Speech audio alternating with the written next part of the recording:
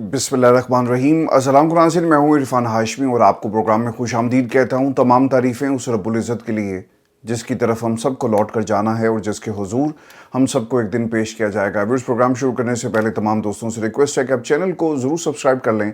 हमारा 1 मिलियन का टारगेट है by the end of this year. अल्लाह ताला के हुक्म से और आप तमाम दोस्तों के ताउन से हम इसे ज़रूर अचीव कर लेंगे। और व्यूअर्स, अब आज की अहम खबरें और चंद अहम सवालात। इमरान खान का यूट्यूब चैनल भारत में बंद कर दिया गया है। इमरान खान से पाकिस्तान की हुकूमत तो डरती थी ही, मगर भारत की कांपें अब क्यों टांग रही हैं? व्यूअर्स, इसकी तफसील आपके सामने रखेंगे आज के इस प्रोग्राम में। हमले का खदशा, इंटेलिजेंस इतलात क्या कहती हैं, और फिर पहलगाम हमला कहां तक इसकी जो इंक्वायरी है वो पहुंची। और इस वक्त भारत में 100 से ज़ायद अलहदगी पसंद तहरीकें चल रही हैं। पाकिस्तान के ऊपर दहशतगर्दी का इल्ज़ाम लगाया जाता है, मगर भारत के अंदर क्या हो रहा है ये भी आपको बताएंगे आज के इस प्रोग्राम में। और फिर फजलुर रहमान का बयान, फौज के साथ एक कमज़ोर हुकूमत है। इस कमज़ोर हुकूमत में पाकिस्तान को क्या नुकसान हो रहा है, इसका भी हाल अहवाल व्यूअर्स आपके सामने रखेंगे। और फिर आज की सबसे अहम खबर, रॉ के साबिक चीफ ने मोदी का राज फाश कर दिया, और जेल में इमरान खान की मुलाकातों पर दोबारा पाबंदी क्यों लगाई गई, इमरान खान के ऊपर किस किस्म की सख्तियां की जा रही हैं और इसकी बुनियादी वजह क्या है, इसका भी मुकम्मल अहाता करेंगे आज के इस प्रोग्राम में। लेकिन व्यूअर्स, सबसे पहले मैं आपको बताऊं कि पाकिस्तान के साबिक वज़ीर-ए-आज़म जो इस वक्त अडाला जेल में कैद हैं, उनके यूट्यूब चैनल को भारत में ब्लॉक कर दिया गया है। इससे पहले वो तमाम पाकिस्तान के सहाफ़ी जो भारत की सरकार को दुनिया के सामने बेनकाब कर रहे थे, भारत की आवाम के सामने जो उसकी हुकूमत प्रोपेगेंडा करती है, इस प्रोपेगेंडे को पाकिस्तान के सहाफ़ी बेनकाब करते हैं, तो इनकी आवाज़ों को भी बंद कर दिया गया। इमरान खान का जेल में बैठे हुए भारत की सरकार पर इतना खौफ है कि उनके चैनल को बंद कर दिया गया। इससे पहले ये खौफ पाकिस्तान की हुकूमत को भी है, पाकिस्तान की हुकूमत को प्यार करने वालों को भी खौफ था, इसलिए उनके नाम को पाकिस्तान में मुकम्मल सेंसर कर दिया गया। पाकिस्तान के टेलीविजन चैनल्स के ऊपर यह नाम नहीं चलता। एक तस्वीर से खौफ है पाकिस्तान की हुकूमत को, और अब इमरान खान का ये खौफ आपको भारत की सरकार के ऊपर भी नजर आ रहा है। लेकिन फिर जेल में बैठे हुए इमरान खान का इतना खौफ क्यों है? आप जरा गौर करें, पिछले एक हफ्ते में जब से ये पहलगाम का अटैक हुआ, पाकिस्तान की हुकूमत और ख़ास तौर पे शहबाज शरीफ साहब कहाँ हैं? एक उन्होंने तकरीर की, उसके बाद वो गायब हो जाते हैं। लेकिन जेल में बैठे हुए इमरान खान ने खामोशी इख्तियार नहीं की। जब भी उनकी मुलाकात हुई और पाकिस्तान तहरीक इंसाफ के लोगों को ये मुलाकात का मौका मिला, तो इमरान खान के एक पैगाम ने भारत में आग लगा दी, और मोदी की जो असल जो उसकी साजिश थी इसे बेनकाब किया। और अगर ये कहा जाए कि मोदी को जड़ से पकड़ लिया, तो ये बिल्कुल भी गलत नहीं होगा। आरएसएस के बारे में बात की खान साहब ने, किसी दूसरे लीडर ने ये बात नहीं की, और नवाज शरीफ साहब ताहाल खामोश है, और शहबाज शरीफ कौम से खिताब तक नहीं करते, और वज़रा सिर्फ आपको जंग की बातें करते हुए नजर आ रहे हैं। और उस कल डीजीआई एसपीआर की प्रेस कॉन्फ्रेंस हुई, तो पूरी दुनिया ने देखा कि हमारे डिप्टी प्राइम मिनिस्टर इसहाक डार साहब, उन्हें पर्चियां दी जाती हैं, और दुनिया के सामने ये चीज़ भी अय्या हो गई। पहले तो हम बात करते थे कि पाकिस्तान की हुकूमत को बिठाया गया, फॉर्म 47 की हुकूमत है, इसे पाकिस्तान की इस्टेब्लिशमेंट कंट्रोल करती है, मगर कल पूरी दुनिया ने देखा कि बयानियाँ बनाना हो, क्या कहना है क्या नहीं कहना, कितना कहना है, माप तोल कर बोलना है, ये भी पाकिस्तान की इस्टेब्लिशमेंट आपको बताती है। यानी इस हुकूमत के पल्ले कुछ भी नहीं है। आज फजलुर रहमान साहब ने इसी मुद्दे को उठाया अपनी प्रेस कॉन्फ्रेंस के अंदर, और उन्होंने पाकिस्तान की फ़ौज को पुकारते हुए ये पैगाम दिया कि मौजूदा सूरत हाल में आपकी पुष्ट पर मजबूत सियासी कुव्वत नहीं है, आपको मजबूत सियासी कुव्वत और अवाम की पुष्ट पनाही की ज़रूरत है। आज इंडिया ने छेड़ा तो आपको पूरी कौम मुत्तहद नजर आई, अगर कल अफगानिस्तान से ये मामला इसी तरह ख़राब हुए तो आपको एक कौम मुत्तहद नज़र नहीं आएगी, और फिर आपके ऊपर तनकीद की जाएगी। फिर अफगानिस्तान के साथ तो हमारे मामला ही चलते रहते हैं ना। आपने देखा कि 54 दहशतगर्द आए, हमने उनको मारा, लेकिन अफगानिस्तान के खिलाफ पाकिस्तान की आवाम उस तरह से सख्त मौक़िफ़ नहीं अपनाती जिस तरह भारत के खिलाफ आपको कौम मुत्तहद नज़र आती है। फजलुर रहमान साहब ने पाकिस्तान की इस्टेब्लिशमेंट और फौज पर तनकीद करते हुए ये मुद्दा उठाया ऐसे वक्त में जब शहबाज शरीफ साहब को बोलना चाहिए, लेकिन वो खामोश हैं। आज हमारी क़यादत जो पाकिस्तान की आवाम को पुकारती, उन्हें इत्तेमाद में लेती, लेकिन वो क़यादत आपको लापता नजर आएगी, खामोश है, कहाँ है किसी को कुछ मालूम नहीं। और वो ख़ानदान जो पाकिस्तान में 3 दफ़ा इक़्तिदार की कुर्सी पर बैठ चुका, पाकिस्तान में 3 दफ़ा बाऊजी वज़ीर-ए-आज़म बन चुके, लेकिन आज वो पाकिस्तान के मुद्दे को, पाकिस्तान के इस मुकदमे को भारत के सामने क्यों नहीं उठाते? کیوں تنقید نہیں کرتے اور وجہ کیا ہے کہ آج وہ خاموش نظر آتے ہیں؟ آج آپ نے جن لوگوں کو یہ حکومت دی، یہ پاکستان کی فوج کے لیے بھی ایک بہت بڑا سوال ہے، ایک بہت بڑی اس وقت مشکل میں وہ تمام لوگ ہمیں نظر آ رہے ہیں جنہوں نے اس حکومت کو لا کر بٹھایا اور وہ آج آپ کے ساتھ کھڑے نہیں ہو رہے جن کو آپ نے یہ حکومت دی۔ بھارت کے اندر وہ لوگ جو پاکستان کے خلاف زہر اگلتے ہیں وہ آج آپ کو یہ کہتے ہوئے نظر آئیں گے۔ ایک میجر صاحب ہیں جی، پروگرام کرتے ہیں یوٹیوب کے اوپر اور مختلف چینلز کے اوپر بھی آپ کو نظر آئیں گے، پوڈ کاسٹ بھی کرتے ہیں۔ انہوں نے یہ الفاظ کہے کوٹ ان کوٹ کہ شکر ہے عمران خان آج جیل میں ہے، اگر وہ باہر ہوتا تو یقیناً وہ بھارت کو ضرور جواب دیتا، اور پاکستان کی عوام چونکہ عمران خان کے ساتھ کھڑی ہے اسی لیے اس کا جواب آج کی حکومت سے زیادہ مؤثر ہونا تھا۔ دیکھیں، جب بھی کوئی اقتدار کے اندر شخص آپ کو نظر آتا ہے نا تو اس کا اقتدار اس کی عوام کے ساتھ جڑا ہوتا ہے۔ اگر عوام اس کے پیچھے کھڑی ہوگی تو اس کے فیصلے، اس کی طاقت عوام کے ساتھ جڑی ہوتی ہے۔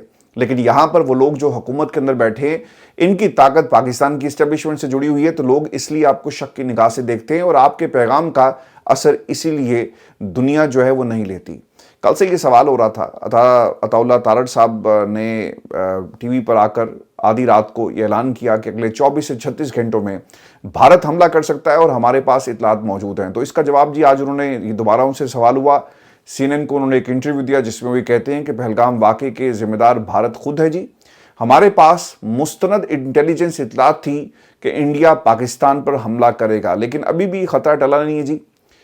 24 گھنٹے گزر چکے، 36 گھنٹے بھی گزر چکے، اب یہ دیکھنا ہے کہ بھارت کس قسم کا اٹیک کرتا ہے، کیونکہ دونوں طرف سے بیانات ہم نے سنے اور عالمی طاقتیں اب اپنا کردار جو ہے وہ ادا کر رہی ہیں۔ اور بلاول زرداری کا ایک انٹرویو اور میرپور میں جو اس نے خطاب کیا، اور پھر اس کا ایک کمپیریزن آپ کے سامنے رکھیں گے، اور آگے عمران خان کی ملاقاتوں کے اوپر پابندی کیوں ہے یہ بھی میں آپ کو بتاؤں گا، اور پھر سب سے انٹرویو را کے چیف کا جو انہوں نے اپنی سرکار کے حوالے سے کچھ راز دنیا کے سامنے افشاں کیے یہ بھی میں آپ کو بتاؤں گا۔ لیکن ایک کمپیریزن پہلے یہ ملاحظہ کیجئے، بلاول زرداری کی میرپور میں جو تقریر تھی اور پھر جو انہوں نے ایک انٹرویو دیا، دونوں میں آپ کو زمین آسمان کا فرق محسوس ہوگا۔ بلاول زرداری یہ کہتے ہیں کہ خدا نہ کرے کہ کوئی ایٹمی تصادم ہو، ہم پاکستان اور بھارت دونوں ایٹمی طاقت ہیں، جب دونوں ممالک کے درمیان کشیدگی میں اضافہ ہوتا ہے تو یہ خدشہ موجود رہتا ہے ایسا ماحول پیدا کیا جائے جہاں بھارت اور پاکستان مل کر کام کر سکیں۔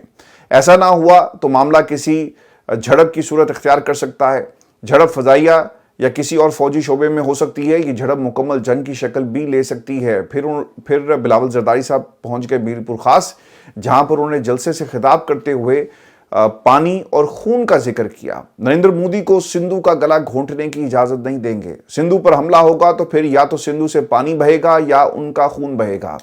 بھارت پہلگام واقعے کے ثبوت ہمیں دے، یہ واقعہ حملے کے لیے ایک بہانہ ہے۔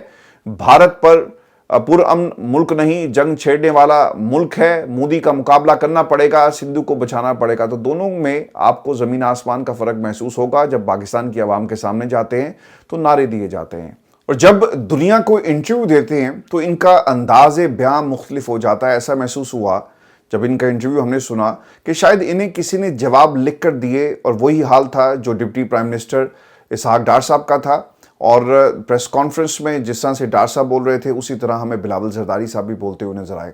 میں آپ کو ایک خبر یہ بھی دوں، کشمیر کے سابق وزیر اعظم انہوں نے پستول اٹھائی، اور پستول اٹھانے کے بعد انہوں نے رخ کر لیا سرحد کی طرف، اور یہ فاروق حیدر صاحب ہیں جی، آزاد کشمیر کے سابق وزیر اعظم، اور ان کی ایک ویڈیو اس وقت سوشل میڈیا پر وائرل ہے، اور اس وائرل ویڈیو میں راجہ فاروق حیدر کو بھارت کے خلاف پستول اور گولیاں سینے پر سجائے چلتے ہوئے دیکھا جا سکتا ہے۔ تو سر، ہمارے جو سیاستدان ہیں اس قسم کی حرکتیں کر رہے ہیں، کوئی عوام کے سامنے کھل کر بات نہیں کر سکتا، کوئی دنیا کو غلط پیغام دیتا ہے، کوئی لکھے بغیر اور کسی کے پیغام کا اور کسی کی پرچی کا انتظار کرتا ہے، اور کسی نے پستول اور گولیاں اٹھائی اور اس نے سرحد کی طرف جو ہے اپنا رخ کر لیا۔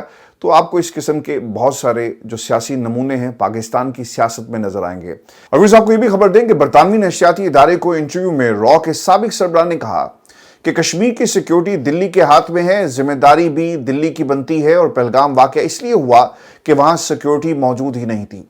पाक भारत जंग के खदशात मुस्तरद करते हुए एस दिलत ने यह भी कहा कि उनके ख्याल में जंग नहीं होगी, कहीं ना कहीं कभी ना कभी बातचीत होगी। अभी माहौल तनाव का है और बातचीत में अभी कुछ वक्त लग सकता है। रॉ के साबिक सरबराह ये भी कहते हैं कि पाकिस्तान और भारत को चाहिए कि कोई बैक चैनल अपनाएं। खुद सामने नहीं आना चाहते तो कोई बात नहीं, सऊदी अरब, ईरान या मुत्तहिदा अरब अमारात से ये काम लिया जा सकता है। अब वो लोग जो हमें भारत से सुन रहे हैं, आप लोगों ने तनकीद की कि जनाब ये सिर्फ आप एक प्रोपेगेंडा कर रहे हैं, तो भाईजान जाकर आप पूछे ना अपने एस दिलत साहब से कि ये उनके अल्फाज हैं कि जिम्मेदारी किसकी थी? भारत की सरकार की। इसका जिम्मेदार कौन है? मोदी, जिसने एक 7 लाख फौज कश्मीर के अंदर मौजूद है। लेकिन आप 3 जो दहशतगर्द वहां पर मौजूद थे, अब 3 हैं या 4 हैं, इसके ऊपर भी मुतज़ाद किस्म की आपको इत्तलात मिलेंगी। आप उन्हें रोक नहीं सके। ये लोग कौन थे, कहां से आए? क्या इन्होंने कोई सुलेमानी टोपी पहनी थी जिसको पहनने के बाद वो गायब हो गए, या फिर इनके पास जो मिस्टर इंडिया वाली घड़ी थी जो किसी को नजर नहीं आ रहे? ये वो तमाम सवालात हैं जो पाकिस्तान आपसे पूछ रहा था, और अब आपके जो रॉ के साबिक चीफ हैं उन्होंने भी ये सवाल खड़ा कर दिया। अब एक सवाल जो पाकिस्तान के तराजू में बहुत इंपॉर्टेंट है और नवाज शरीफ साहब के ऊपर बहुत ज़्यादा तनकीद भी होती है, इनके ना ज़ाती ताल्लुकात हैं मोदी के साथ। अब इस नुक्ते को एस दिलत ने इस तरह से उठाया कि मोदी और नवाज शरीफ साहब एक पेज पर हैं। नवाज शरीफ ने हमेशा कहा कि भारत के साथ चलना चाहते हूं और पाकिस्तान को भारत के साथ मिलकर काम करना चाहिए। हमेशा से बाबूजी का हमें ख्याल रहा, आपके बच्चों की शादियों में आए, आप बगैर किसी वीज़े के, बगैर किसी इजाज़त के पाकिस्तान की फ़ौज तकती रह गई। वो लैंड करते हैं, मुलाकातें करते हैं, खुशियों में नवाज शरीफ के ख़ानदान की वो शरीक हुए और फिर वो चले गए। तो सर वो मोदी जो पाकिस्तान पर हमला करने के लिए तैयार बैठा है, हमारे फ़ौजी जवानों को मारने के लिए तैयार बैठा है, पाकिस्तान के अंदर आकर वो पाकिस्तान की हुकूमत को, पाकिस्तान की आवाम को ललकारता है। लेकिन नवाज शरीफ साहब उसके साथ ताल्लुकात बढ़ाना चाहते हैं और वो चाहते हैं कि ताल्लुकात ना सिर्फ बढ़ें बल्कि मजबूत भी हों। लेकिन उसका जो असल चेहरा है वो एस दिलत साहब ने दुनिया के सामने रख दिया। व्यूअर्स, मैं आपको एक खबर ये भी दे दूं कि इंडिया ने ख़त लिख दिया है भारतीय एयरलाइंस अपनी सरकार को, और उन्होंने कहा जी कि पाकिस्तान की फ़ज़ाई हदूद जिस तरह से बंद उन्होंने कर दी हैं, अगर 1 साल तक ये बंद रही तो हमें नातलाफ़ी नुकसान पहुँचेगा, और ये नुकसान 60 करोड़ डॉलर तक जो है वो पहुंच सकता है। यानी जब तक ये पाकिस्तानी फ़ज़ाई हदूद नहीं खुलती तो हमें इस हवाले से सोचना पड़ेगा, और ये नुकसान होगा, इस नुकसान का कोई ना कोई हल निकालें। मैं कुछ आपको ये भी खबर दे दूं कि पाकिस्तान की सफारतकारी पहलगाम हमले में अज़रबाईजान ने जी पाकिस्तान की हमायत कर दी है, और उन्होंने इंडिपेंडेंट इंक्वायरी का मुतालबा कर दिया है। और इसके साथ साथ कतर से भी एक आलमी सालिस के तौर पर आवाज़ हमें आ रही है, और अमीर कतर ने जनूबी एशिया में अमन की खातिर पाक भारत कशीदगी में कमी को यकीनी बनाने के लिए पाकिस्तान के साथ मिलकर काम करने की ख्वाहिश का इजहार कर दिया। और इसके साथ साथ जो तर्जुमान अमरीकी महकमा खारजा की टीबी ब्रूस हैं जी, उन्होंने भी इस हवाले से कुछ बातें कही हैं कि दोनों मुल्क मिलकर इसका कोई हल निकालें और आपको बातचीत करनी होगी। और मैं आपको लंदन से भी खबर दे दूं, खालिस्तान का जी नारा आज लंदन में लगा, और भारतीय जारियत के खिलाफ हाई कमीशन लंदन, जो इंडियन हाई कमीशन है, इसके बाहर ओवरसीज़ कम्युनिटी, पाकिस्तानी और सिख कम्युनिटी ने जी एहतजाज किया है। और खालिस्तान का आज हमें लंदन की फ़िज़ाओं में नारा जो है वो सुनने को मिला। मुजाहिरीन ने RSS के दहशतगर्द वीज़े लेकर बरतानिया आते हैं, इस हवाले से भी बात की, और फिर बरतानवी हुकूमत से मुतालबा किया है कि इन्हें यहाँ से निकाला जाए। विर्स भारत पाकिस्तान के हवाले से मैं आज वो देख रहा था कि वो जो मेजर साहब हैं उन्होंने हाफिज़ सईद के घर का पता और जिस मोहल्ले की वो बात कर रहे हैं, ऐसे एक बात तो जी वो फेक एड्रेस है, और पाकिस्तान में कोई ऐसा जौहर मोहल्ले के नाम से जगह नहीं है। मैं आज वो वीडियो देख रहा था, तो ये लोग आपको पाकिस्तान में लोगों को दहशतगर्दी के साथ मंसूब करते हैं, उनके नाम लेते हैं। ये तमाम बातें हो रही हैं, भारत के मीडिया के ऊपर भी हो रही हैं।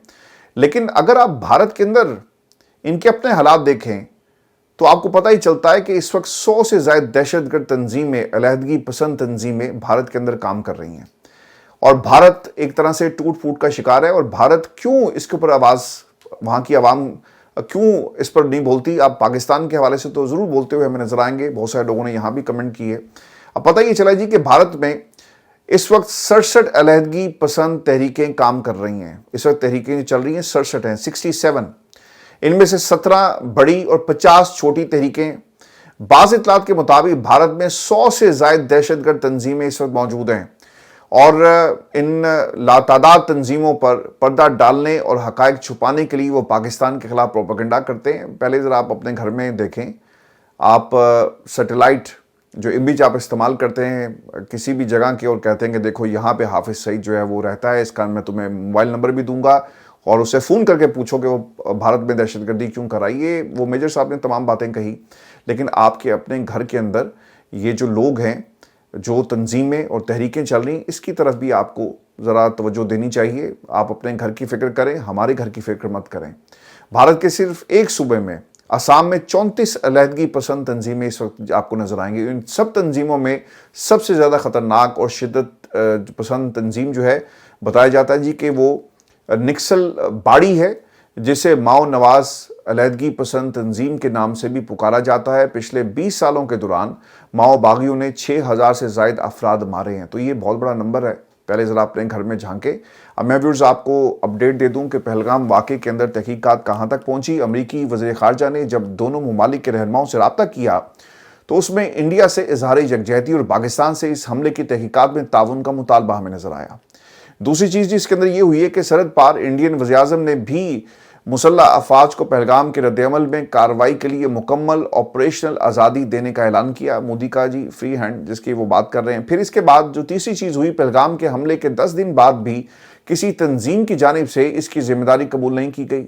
انڈین ذرائع ابلاغ میں سوشل میڈیا پر گردش کرنے والے ایک مبینہ بیان کی بنیاد پر جو ریزسٹنس فرنٹ ہے نامی گروپ کو اس کا ذمہ دار قرار دیا گیا۔ چند دن کے بعد ریزسٹنس فرنٹ کی جانب سے اس سے لا تعلقی کا بیان جاری کر دیا گیا، یعنی انہوں نے کہہ دیا کہ جی ہمارا اس سے کوئی تعلق نہیں ہے۔ پھر پانچویں چیز، انڈیا کے زیر انتظام کشمیر کے ضلع اننت ناگ کی پولیس کی جانب سے 3 افراد کے خاکے جاری کیے گئے اور ان تینوں افراد کو لشکر طیبہ سے منسلک قرار دیا گیا اور ان کے بارے میں اطلاع دینے پر 20 لاکھ روپے انعام کا اعلان بھی آپ کرتے ہیں۔ اور اس حملے کی FIR نامعلوم دہشت گردوں نے سرحد پار بیٹھے ہوئے اپنے آقاؤں کی ایما پر غیر قانونی اسلحے سے ان سیاحوں کو بلا امتیاز نشانہ بنایا اور سیاحت کی غرض سے پہلگام جو لوگ آئے، ابتدائی طور پر بھارتی فورسز نے جس جگہ یہ واقعہ جو جائے وقوع ہے 12 کلومیٹر کے ریڈیس میں اپنی تفتیش کا وہ آغاز کرتے ہیں، لیکن اب پتہ یہ چل رہا ہے کہ انہوں نے 12 کلومیٹر کے ریڈیس کو بڑھا دیا ہے اور اس کے باوجود لوگ ان کے ہاتھ نہیں آئے۔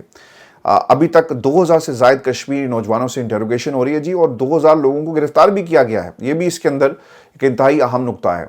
پھر چوتھا نام پاکستان کے زیر انتظام کشمیر میں مقیم فاروق احمد اور فاروق کا سامنے آیا اور ان پر الزام ہے کہ وہ اس حملے کی نگرانی لائن آف کنٹرول کی دوسری جانب سے کر رہے تھے۔ حملے میں زخمی ہونے والے سیاحوں سے جب انٹروگیشن کی گئی تو پتہ چلا کہ حملہ آوروں کے پاس جدید ساخت کے ایسے فون تھے جن کے ذریعے انہوں نے حملے کے بعد اپنے ہینڈلر سے رابطے کیے اور جو کہ حکام کے دعووں کے مطابق پاکستان کے زیر انتظام کشمیر میں موجود تھے۔ حملہ آوروں نے باڈی کیمرے لگا رکھے تھے اور وہ واقعے کی ریکارڈنگ بھی کر رہے تھے، تاہم حکام کا کہنا ہے کہ ان دعووں کی مزید چھان بین بھی کی جا رہی ہے اور کشمیر میں انڈین سیکیورٹی فورسز کی جانب سے کریک ڈاؤن بھی کیا گیا جو تاحال جاری ہے۔ تو یہ جی جو پہلگام واقعے کی اس وقت اپڈیٹ ہے کشمیر سے، جو وہاں پر اب تک کارروائی جو کی گئی ہے۔ میں آپ کو ویورز ایک خبر یہ بھی دے دوں کہ عمران خان سے کل ملاقات کا دن تھا، یہ ملاقات نہیں کروائی گئی اور جن لوگوں کے نام لسٹ میں تھے اور ان کو ملنے کی اجازت جو ہے وہ نہیں دی گئی۔ فہرست میں جی سید فخر جہان ہیں، سہیل خان شاہد خٹک صاحب تھے، وہ ویژولز ہیں اور دن میں اس موضوع پہ بات نہیں ہو سکی جو یہ پاکستان اور بھارت کی کشیدگی چل رہی ہے اس حوالے سے، لیکن عمران خان کی ملاقات آج بھی نہیں کروائی گئی۔ اس کے علاوہ جی میاں غوث، سردار اظہر، طارق، بلال، عمر، یہ لوگ اس پہ شامل ہیں۔ اور پھر جو علیمہ خان کی گفتگو ہے بڑی امپورٹنٹ ہے، وہ یہ کہتی ہیں کہ پاکستان ہندوستان کا معاملہ نورا کشتی ہے، اگر یہ معاملہ سنجیدہ ہوتا تو یہ خود عمران خان کے پاس اڈیالہ جیل میں اس وقت بیٹھے ہوتے ہیں۔ نورین نیازی صاحبہ نے بھی بات کی کہ ایک انٹرویو میں وہ یہ کہتی ہیں کہ یہ نہیں چاہتے کہ عمران خان کی بات باہر آئے، اس لیے ہم بہنوں کو نہیں ملنے دیا جاتا، اور جیسے جیل عمران خان کاٹ رہے ہیں ایسے کسی لیڈر نے یہ جیل نہیں کاٹی۔ خیر ہمارا دشمن بھی آج عمران خان سے خوف میں مبتلا آپ کو نظر آئے گا۔ عمران خان کی وہ تعریف کر رہا ہے۔ عمران خان کا جو خوف ہے وہ صرف پاکستان میں اس حکومت یا ان کے آقاؤں پر آپ کو نظر نہیں آتا، بلکہ یہ خوف آپ کو سرحد پار بھی نظر آ رہا ہے۔ یہ آج کی ویورز ہماری ویڈیو تھی، اپنے کمنٹ ضرور بھیجیے گا، چینل کو سبسکرائب کرنا مت بھولیں۔ اجازت دیجیے، اللہ نے کہا۔